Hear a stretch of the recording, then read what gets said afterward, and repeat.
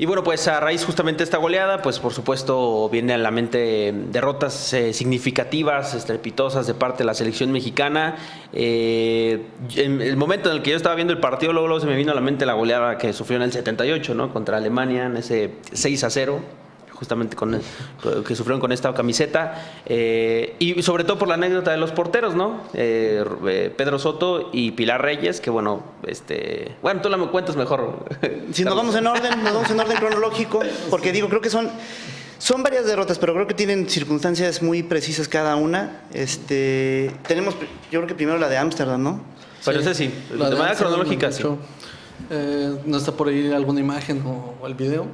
Ahorita Okay. De Amsterdam, sí. 1928. Sí, el 31 de mayo, el 7-1 contra España. Estaba por parte de México Bonfiglio, Récord Garza, Agustín Ojeda, Nieves Fernández, Pedro Suinegal, Luis Cerrilla, Carlos Garcés, Benito Contreras, Ernesto Sota, el Trompo Carreño y Juan Terrazas. Por parte de los españoles, pues, a destacar José María Yermo, que anotó un hat-trick. Luis Regueiro, que luego vendría al Asturias y al América. Bayán, el capitán. Quincoses, que también vendría al Real Club España. No estaba Zamora en la portería. No estaba la leyenda. La leyenda Zamora. Bueno, un equipo mexicano que pues prácticamente se había conformado por primera vez 5 años antes, en 1923, cuando... Sí.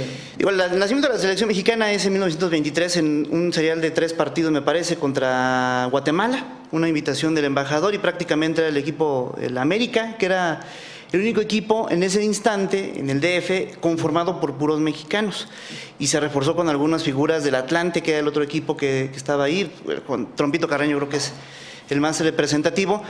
El primer ídolo del fútbol mexicano. Exactamente, y yo creo que todos estamos de acuerdo, creo que en ese momento la incipiencia del fútbol mexicano en ese instante era realmente muy distante al nivel que ya tenían en Europa. Sí. Y pues en esa Olimpiada yo creo que se representó con creces. 2 años antes del primer Mundial de Fútbol. Exactamente, después vimos también en la gráfica las goleadas, algunas que vinieron posteriormente, el 6-3 que sufrieron contra Argentina, y que bueno, pues a final de cuentas pues se podía entender de cierta manera, ¿no? En esa época las goleadas, porque bueno, pues realmente en México pues había muy poca organización, ¿no?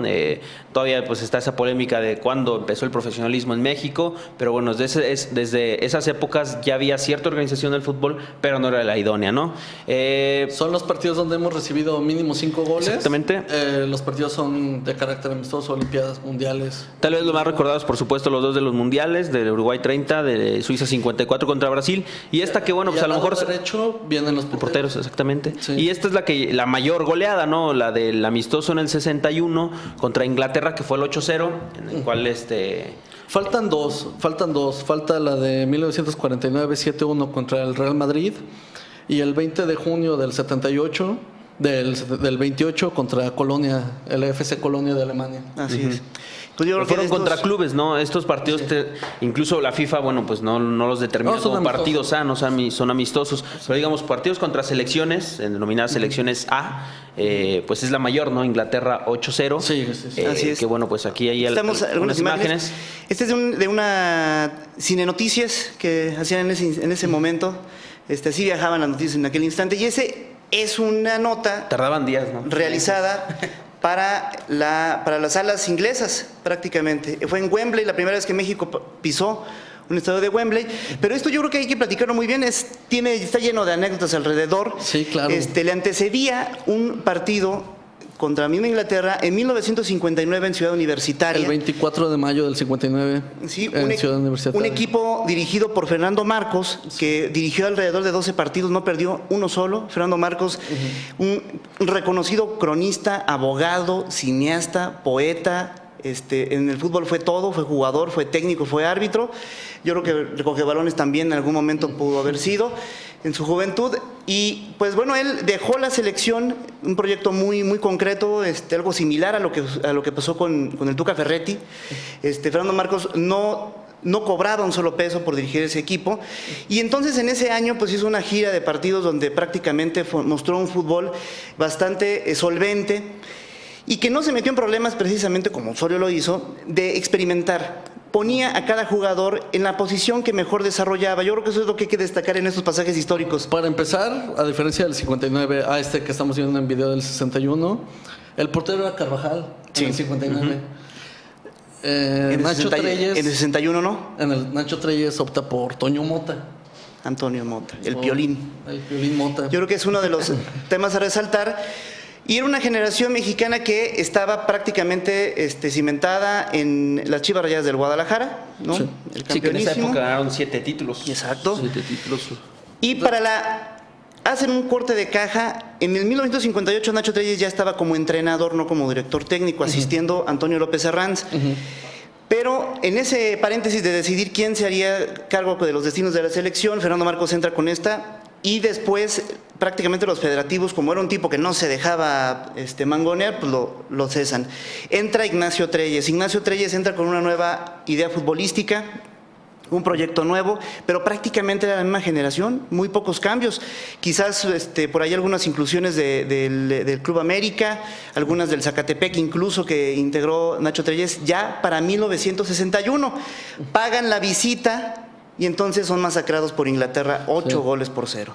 Quiero rescatar que por México, del 2-1 Inglaterra en el 59 al 8-0 en el 61, repitieron 6 jugadores aztecas: el Gallo Jáuregui, el Pescado Portugal, el Güero Cárdenas, Alfredo del Águila, Chava Reyes y Carlos González. Y 5 ingleses: James Arfield, John Haynes, Derek Evan, Ron Flowers y Sir Bobby Charlton. Es decir, las bases de cada uno de los equipos es la que se repitió.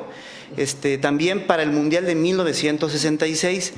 Ya un Nacho Treyes mucho más empapado de todo, mucho más empapado de cada jugador, ya muy bien mecanizado.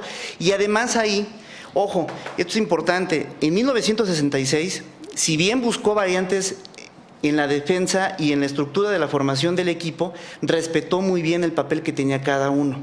Con 6 defensas, prácticamente un super sweeper, el super cerrojo le llamaron, 2 mediocampistas, 2 delanteros. Vamos, realmente, 2 delanteros que pues era Fragoso y Borja, ¿no? Y los mediocampistas, pues estamos hablando de Aarón Padilla y de el Gallo. Pues bien, realmente los esquemas que estamos viendo, incluso en los peores momentos, estamos hablando de estructuras que fueron prácticamente cimentándose y que fueron trabajándose de una manera, pues digamos, lógica. Buscando sí variantes por parte de Nacho Treyes, sí, te metieron 8, pero en un partido amistoso. Se prepara finalmente para Inglaterra 66, bueno, el Mundial de 62 que fue el mejor hasta ese momento, y luego el de Inglaterra 66. Es decir, un proyecto cimentado por parte de Nacho Treyes que se reflejó, si tú quieres, en pequeños pasos, pero en logros históricos, prácticamente apostándole un proyecto completo. Después viene la participación en el 70, donde México fue local, la eliminación famosa en el premundial de Haití del 74, y para el 78, pues México vino también con una selección experimental, allá en el Mundial de Argentina. Aquí vemos parte de la publicidad de ese partido, todavía del famoso 8-0 contra Inglaterra. Viene el 78, en donde México pues lleva una selección pues netamente juvenil, jugadores como Alfredo Tena, Cristóbal Ortega, el mismo Hugo Sánchez, ¿no? Que estaba exactamente en sus inicios, justamente Hugo Sánchez. Gómez. Un promedio de edad de 25 años. Y que pues se llevó 3 derrotas, 2 de ellas 3-1, y la peor fue justamente la del partido, el segundo partido, en donde Alemania, en donde pues militaban jugadores como el portero Seth Mayer, Karl-Heinz Rummenigge. Eran los campeones. Exactamente, los campeones del 74, de Alemania 74, y les meten 6-0. Primero estuvo Pedro Soto en la portería.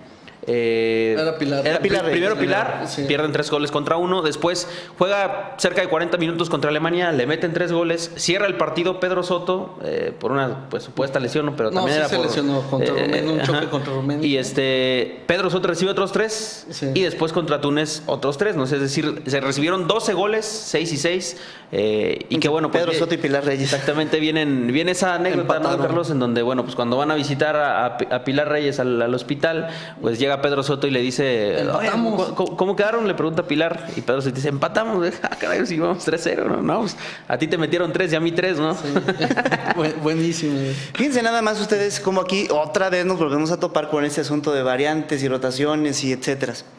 Este equipo de la selección mexicana Prácticamente José Antonio Roca lo que intenta es borrar toda la selección que se enfrentó en 1974 a la eliminación, romper prácticamente de tajo con ese proceso. Había grandes figuras todavía que podían repetir. ¿Por qué, Javier? Porque estaban con la mente de la derrota. Exactamente.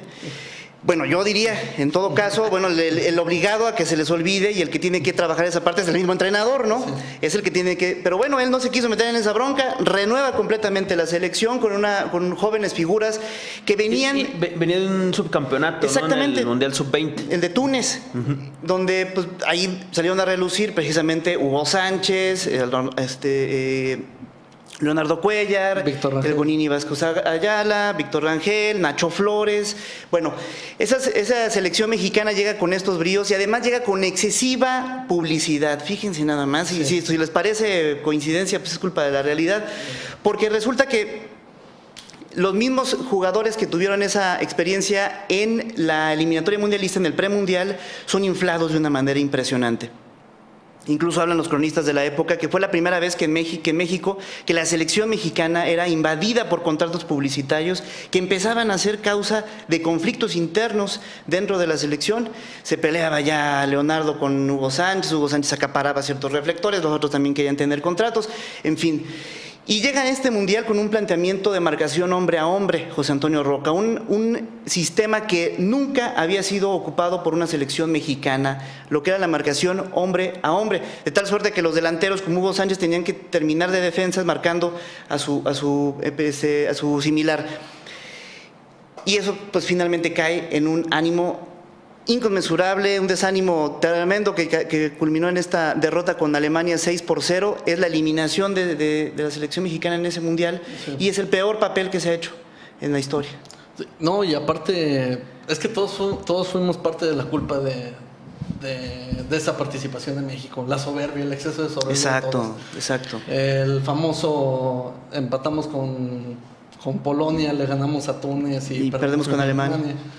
Entonces, y que después de ahí, bueno, pues viene de nueva cuenta esa época, digamos, negra, oscura para el fútbol mexicano, ¿no? Porque también, después de quedar fuera del Mundial del 74 y esta, pues, penosa participación en el del 78, pues se vuelve a quedar fuera del Mundial, ¿no? De España 82. Contra El Salvador, exactamente. El Mágico González.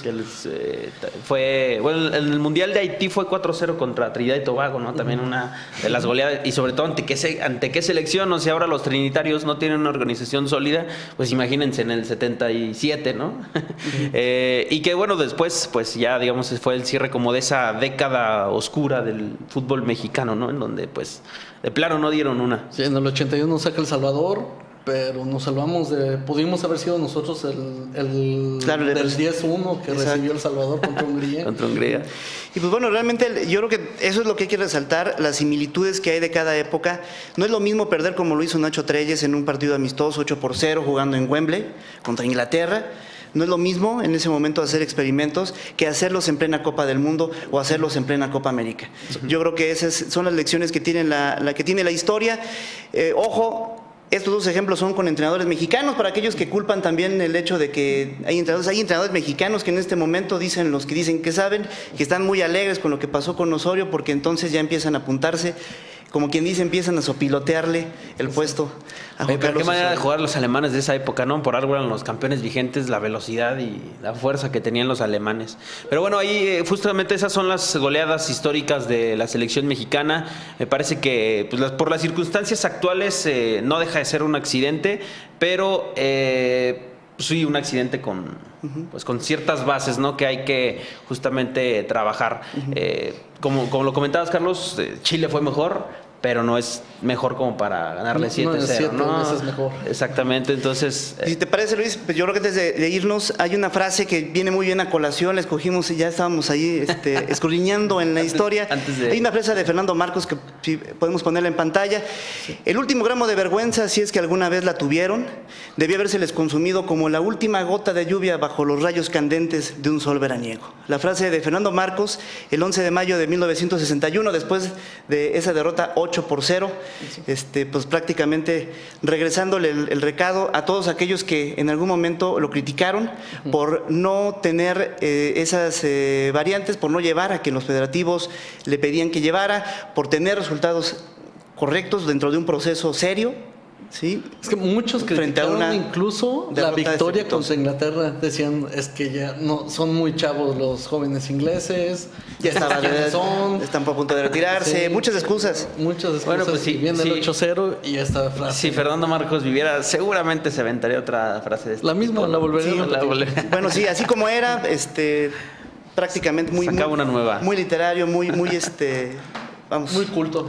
Muy culto. realmente, don ¿no? Fernando. Mostrándolo ahí con toda Bueno, pues sabiduría.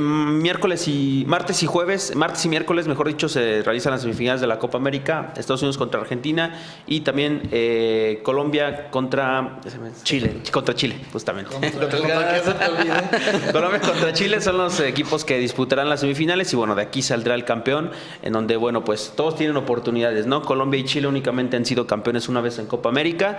Estados Unidos, pues sería por supuesto la primera ocasión que una selección mexicana, bueno, una selección de CONCACAF queda campeón en una competencia con Conmebol y bueno, si queda campeón Argentina, pues rompería esa racha de 16 años sin... ¿Favoritos, Javier y Luis? Yo voy creo por que Argentina. Sí. Argentina. Le va a pegar a Chile, melonímico, se va. Me parece a mí que tienen desarrollando mayor regularidad, creo que tienen un buen nivel de juego, creo que todo el mundo está prácticamente conectado y yo creo que esa conexión que tienen de manera colectiva en ganar el título está pesando muchísimo porque tiene mayor claridad.